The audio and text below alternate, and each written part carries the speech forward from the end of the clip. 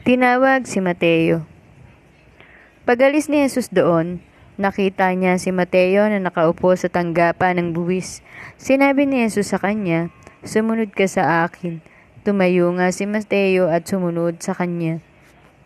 Nang si Jesus at ang kanyang mga alagad ay nasa bahay, dumating ang maraming maniningil ng buwis at mga makasalanan. Sila ay magkakasalong kumain. Nang makita ito ng mga Pariseo, tinanong nila ang kanyang mga alagad, "Bakit nakikisalo ang inyong guro sa mga maniningil ng buwis at sa mga makasalanan?" Narinig sila ni Jesus at siya ay sumagot, "Hindi nangangailangan ng manggagamot ang walang sakit, kundi ang may sakit. Humayo kayo at unawain ang kahulugan nito.